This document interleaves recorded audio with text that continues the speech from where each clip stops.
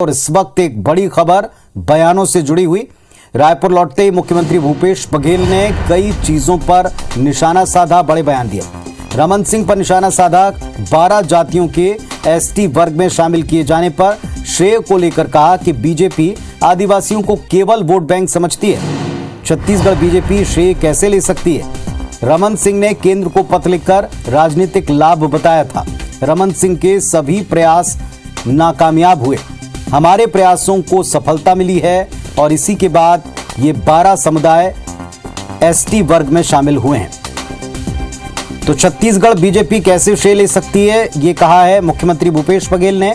रमन सिंह ने केंद्र को पत्र लिखकर राजनीतिक लाभ बताया था, हमारे प्रयास को कामयाबी मिली है, सीएम भूपेश बघेल ने कहा। ये पूरा मामला, ये पूरा बयान 12 समुदाय के लोगों को केंद्रीय कैबिनेट के द्वारा एसटी सूची में शामिल किए जाने के बाद बयान और पलटवार से जुड़ा हुआ है। 12 जातियों का एसटी वर्ग में शामिल होना, जिनकी मात्रात्मक या अन्य तरह की कुछ त्रुटियां थीं, जो लाभ से वंचित थे, उस पर यह बड़ा बयान आया।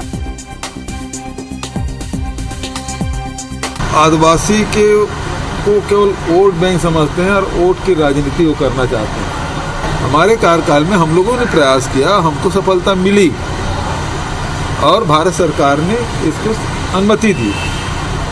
तो श्रेय यहाँ की स्थानीय भारतीय जनता पार्टी के नेता कैसे ले सकते हैं? तो मुख्यमंत्री ने सवाल पूछा कि भारतीय जनता पार्टी की बीजेपी की इकाई, प्रदेश की इकाई, आखिर इस पर कैसे कोई भी अपनी तरफ से दावा कर सकती, श्रेय ले सकती है, जबकि उनका पत्र केवल राजनीतिक लाभ से जुड़ा था। नवीन मार्कंडे जी भारतीय जनता पार्टी की तरफ से जुड़ गए और धनंजय सिंह ठाकुर साहब हैं कांग्रेस पार्टी की तरफ से पक्ष रखेंगे। आप दोनों काम IBC 24 पर स्वागत करते हैं। मार्कंडे साहब, मुख्यमंत्री जी कह रहे हैं बीजेपी की प्रदेश इकाई कैसे इसका कोई श्रेय ले सकती है, जबकि आपने केवल राजनीतिक लाभ का जिक्र करने वाला पत्र लिखा। देखिए, ऐसा है कि राजनीतिक लाभ करने वाला पत्र कैसे हो सकता है कि जो जाति, जो समाज जो है पीड़ित और प्रताड़ित है लंबे समय से, उनकी समस्या के समाधान के लिए हमने केंद्र को अगर पत्र लिखा है तो राजनीति कैसे होगा? वो तो समस्या के समाधान के लिए है। दूसरी चीज है, अगर केंद्र की सरकार हमारी अगर उसको मानकर उसको एक्सेप्ट करके उन लोगों को अनुसूचित जनजाति में शामिल किया है, तो भी हमारी भारतीय जनता पार्टी की सरकार ने किया है। तो इसमें जो है भारतीय जनता पार्टी का प्रयास और जो निर्णय है वो भी भारतीय जनता पार्टी की सरकार का है। तो श्रेय तो भारतीय जनता पार्टी को जाएगा कि भाई उनकी मर्म को समझे, उनके दुख दर्द को समझे और उनके हित में जो है केंद्र सरकार ने निर्णय लिए हैं। तो भारतीय जनता पार्टी तो भाई श्रेय लेगा ही, क्योंकि वही ने निर्णय लिया है। तो इसमें कांग्रेस को तो इसमें कुछ बोलने का अधिकार ही नहीं है और वो बोल ही ऐसा रहा है कि भाई मार्कंडे साहब, लेकिन पत्र तो मुख्यमंत्री ने भी लिखा। उन्होंने कहा हमारे प्रयासों के बाद में ही सरकार का ध्यान गया, केंद्रीय कैबिनेट का ध्यान गया। लेकिन मैं ये भी तो कह रहा हूँ ना कि सरकार, मुख्यमंत्री ये भूपेश बघेल जी को भी कोई श्रेय नहीं जाएगा। क्यों? क्योंकि वो समस्या तो समाज ने रखा है, तब ये भेजे हैं।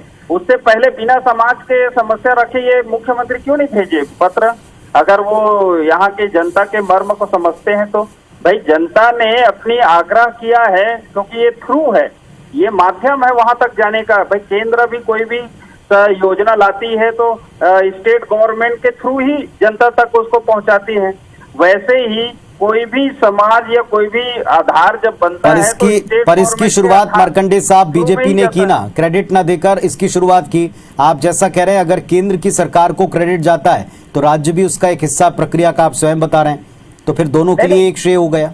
नहीं, तो ठीक है ना, तो उसमें कौन सा बड़ा भारी चीज। मैं ये कह रहा हूँ कि समस्या का समाधान हुआ है और समाधान करने वाला हमारा केंद्र की सरकार है। तो इसमें जिसके कलम से जो आदेश जारी हुआ है, जिसके कलम से जाना जाएगा, जिसके कलम से पहचाना जाएगा, वही तो हो सकता है। अगर ऐसा ही धनंजय जी उत्तर दें। स्टेट गवर्नमेंट ही ले सकता था, क्यों निर्णय क्यों नहीं लिया? फिर तो केंद्र को ही निर्णय लेना था, इसलिए केंद्र ने लिया। ठीक है मार्कंडे जी, अब धनंजय जी को सुनते हैं। देखिए, जिस प्रकार से 15 साल तक छत्तीसगढ़ में जो भारतीय जनता पार्टी की सरकार रही है और उस दौरान देखेंगे कि नंद कुमार साय जी राष्ट्रीय जनजाति आयोग के अध्यक्ष हुआ करते थे। उसके बावजूद जो छत्तीसगढ़ की जनजाति समुदाय के जो जातिगत में टिप्पणियां थी, जो त्रुटियां थी, उसको सुधारने का प्रयास नहीं किया गया। मुख्यमंत्री माननीय श्री भूपेश बघेल जी की सरकार ने जब फरवरी 2021 में केंद्र सरकार को पत्र लिखा कि ये 12 जातियां हैं, उसके 5 उपजातियां हैं जिनमें मात्रक त्रुटियां हैं और उसके चलते उनको लाभ नहीं पा रहा है। उसके बाद केंद्र सरकार उसको फैसला लेती है और केंद्र सरकार फैसला लेकर राज्य सरकार के जो पत्र है उसे मुहर लगाती है। स्वाभाविक सी बात है, जो भूपेश बघेल जी ने जो राज्य सरकार की ओर से पत्र केंद्र सरकार को लिखा, उसका लाभ पूरे प्रदेश और पूरे देश के जनजाति वर्ग को हुआ है, जो त्रुटि सुधार के त्रुटि के चलते इनको लाभ नहीं मिल पा रहा था। यहाँ पे स्थिति यह है पुनीत जी, आप देखेंगे जो भारतीय जनता पार्टी हमेशा से आदिवासियों के विरोध में काम की है। मैं कहता हूँ ना, 15 साल तक छत्तीसगढ़ में रमन सिंह की सरकार रही है। ये आदिवासियों के जमीन पर कब्जा करने के लिए भू संशोधन विधेयक लाए थे, जो कांग्रेस पार्टी विरोध किया। जब भू संशोधन विधेयक ला सकते हैं, जब निर्दोष आदिवासियों को नक्सली बनाकर जेल में बंद कर सकते हैं, 5वीं अनुसूची के तहत जो पेशा कानून था उसके 15 साल तक ये नियम नहीं बनाए, क्या ये भारतीय जनता पार्टी कभी आदिवासी वर्ग को उसके अधिकार के लिए काम करेगी? और वही 15 साल भारतीय जनता पार्टी में रही है जिन्होंने आदिवासी वर्ग को मिलने वाले आरक्षण को खत्म करने का काम किया था, कटौती करने का काम किया था। तो आज जो ये वोट की राजनीति कर रहे हैं और इनका तो स्पष्ट जाहिर हो गया है, जो पूर्व मुख्यमंत्री डॉक्टर रमन सिंह पत्र लिखे हैं उसमें सीधा सीधा भारतीय जनता पार्टी का राजनीतिक स्वार्थ के संदर्भ में चर्चा है, इससे लाभ होगा। ये आदिवासियों के हित नहीं चाहते हैं, ये वोट की राजनीति कर रहे हैं। हमने तो निष्पक्ष भाव से जो जनता की समस्याएं थी उसको रखने का काम किया है। पूरा श्रेय पूरे प्रदेश ही नहीं है, देश भर के जनजाति समूह को जो लाभ होगा उसका श्रेय भूपेश बघेल जी को जाता है। धनंजय जी आप भी बने रहे हमारे साथ, नवीन साहब आप भी बने रहे हमारे साथ में। जो बयान आए हैं इनमें कुछ और बड़ी बातें, इस पर भी आप दोनों से हम सवाल पूछेंगे। बीजेपी के सेवा पखवाड़े पर भी मुख्यमंत्री भूपेश बघेल ने बयान दिया और जो बयान दिया वो भी आपको दिखा दें। बीजेपी महंगाई कम करने सेवा पखवाड़ा करे, ये भाजपा को एक तरह से नसीहत है। पेट्रोल डीजल रसोई गैस के दाम कम कर दे, ये मुख्यमंत्री ने कहा है। दाम कम करने के बाद सेवा अपने आप हो जाएगी, आम जनता को अपने आप आपकी सेवा से राहत मिल जाएगी, ये भी बयान दिया। नवीन मार्कंडे जी, सीएम कह रहे हैं कि अगर आप दाम कम कर दें, महंगाई कम कर दें, लोगों को अपने आप सेवा के तौर पर राहत मिल जाएगी। देखिए, भूपेश बघेल जी जो कह रहे हैं वो खुद अपने से शुरुआत करे। जब वेट टैक्स वो 27% ले रहे हैं जनता से, जबकि कई राज्य ऐसे हैं, 15 ऐसे राज्य हैं जो इनसे कम टैक्स ले रहे हैं। और जब मोदी जी ने केंद्र से जब अपना टैक्स जो है घटाए इसमें तो पेट्रोल और डीजल पर, तो उस समय भी मोदी जी ने आग्रह किया था कि भाई स्टेट भी अपना अपना टैक्स जो है घटाए, लेकिन उसके बावजूद भी भूपेश बघेल ने टैक्स नहीं घटाए। और ये इस वर्ष 7,000 करोड़ रुपया का एक्स्ट्रा इनको इनकम हुआ है। नहीं, पर आप जो सेवा पखवाड़ा बना रहे हैं उसमें वो इस तरह की सेवा करने का आग्रह कर रहे हैं भूपेश बघेल, तो वाकई यहाँ महंगाई कम हो जाएगी। तो क्यों नहीं घटा रहे हैं भूपेश बघेल जी टैक्स जब उनके हाथ में है? तो एक तरफ तो वो मांग नवीन जी, आपके सेवा पखवाड़े के ऊपर उन्होंने ये बात कही है कि असली सेवा ये होगी अगर आप दाम घटा दें। नहीं, असली सेवा तो भाई सेवा सप्ताह, उनका जीवन ही सेवा काल में गुजरा है, बचपन से लेकर आज तक। तो अभी उसको प्रेरणा के रूप में हम लोगों ने सेवा सप्ताह के रूप में, पखवाड़ा के रूप में मना रहे हैं। लेकिन अगर ये कमेंट अगर भूपेश बघेल जी करते हैं तो मैं तो भूपेश बघेल जी से आग्रह करता हूं कि वेट टैक्स जो है वो कम करे। क्यों इतना धनंजय जी उत्तर दे रहे हैं? अगर वो वेट टैक्स कम कर देगा तो भी सेवा हो सकता है, अगर वो सेवा करना चाहता है भूपेश बघेल जी तो क्यों नहीं कर रहा है? और यहाँ से बैग में जी नवीन जी आप सुनते हैं, उनका उत्तर भी सुनते हैं, गांधी जी को पहुंचा रहे हैं। धनंजय जी देखिए पुनीत जी, आपने सेवा पखवाड़ों को लेकर उनसे सवाल पूछा, इतने तिलमिला गए कि सेवा पखवाड़ा के बारे में एक लाइन नहीं बोल पाए। असल में भारतीय जनता पार्टी का सेवा पखवाड़ा नहीं है नरेंद्र मोदी जन्म पे, ये मेवा पखवाड़ा है। मेवा पखवाड़ा कैसे?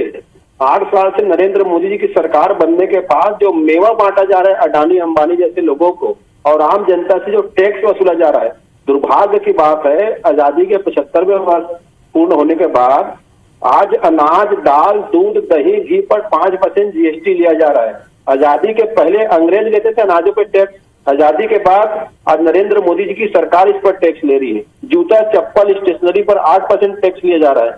दवाइयों के दाम में 30% की वृद्धि हो चुकी है। अंतर्राष्ट्रीय बाजार में भी क्रूड ऑयल के दाम में 27% की गिरावट आई है, लेकिन देश की जनता को पेट्रोल डीजल पर राहत नहीं दिया जा रहा है। और रसोई गैस के दाम पर देखेंगे अंतर्राष्ट्रीय बाजार में लगभग $100 प्रति टन में कमी आई है, लेकिन उसका लाभ देश की जनता को नहीं मिल पा रहा है। अभी देखेंगे 5 साल में लगभग 7,000 ट्रेनों को बंद किया गया है। प्रदेश में ही 400 ट्रेन 4 महीने से बंद है।